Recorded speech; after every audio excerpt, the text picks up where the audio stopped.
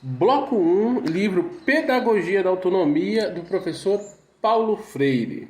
Então, logo no primeiro capítulo, Paulo Freire abre o debate sobre uma das questões mais relevantes aí para quem exerce a função de magistério, que é a relação entre teoria e prática. Por isso que o título do capítulo é Não existe docência sem discência.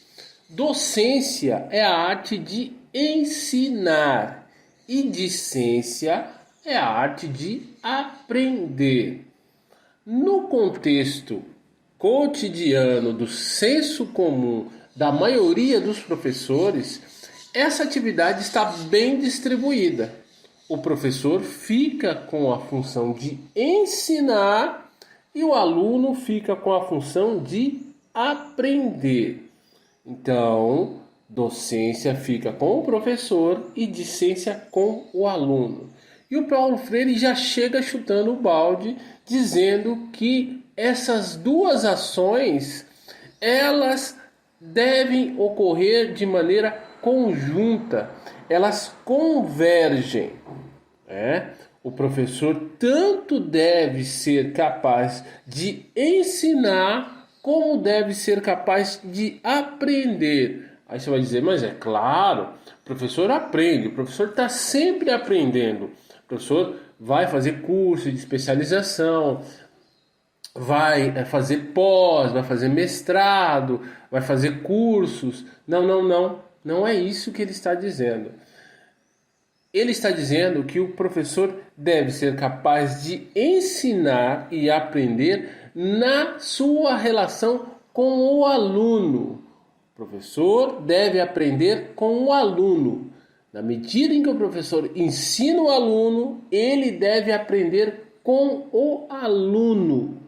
Então isso aqui já é uma polêmica, né? O professor deve superar aquela velha crítica que quem sabe faz, quem não sabe ensina, insinuando que o professor ensina o que ele não sabe.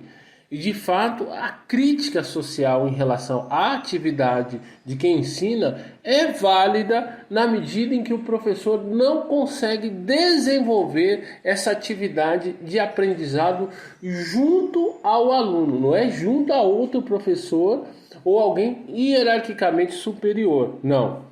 O professor deve aprender com o aluno. Isso é o que o que Paulo Freire chama de ensino crítico. Ele deve ser pautado numa reflexão baseada em quê? Em resultados.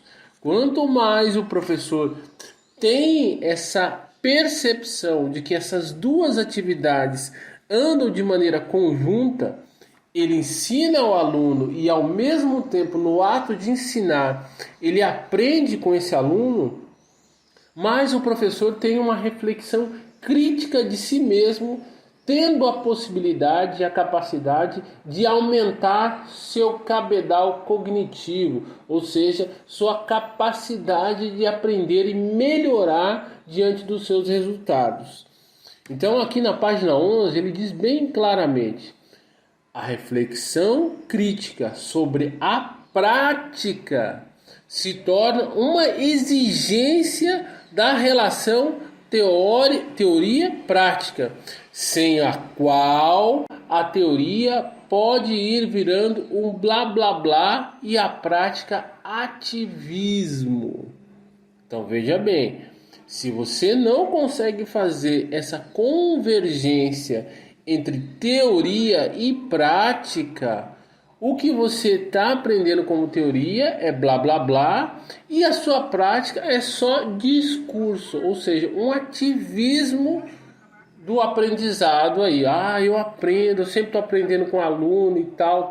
Não, você tem que fazer essa reflexão crítica.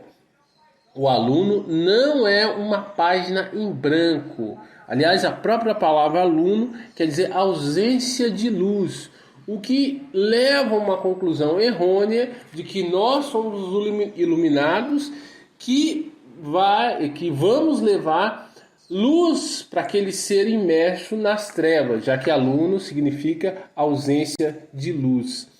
Então, Paulo Freire vai bater de cara logo no primeiro capítulo, dizendo que isto é uma postura errônea, que grande parte dos professores que acabam tendo a sua teoria um blá blá blá blá blá blá e a prática sendo um ativismo ideológico falso e isento de concretude, é justamente os que não compreendem essa relação intrínseca, indissociável entre teoria e prática referentes ao aluno.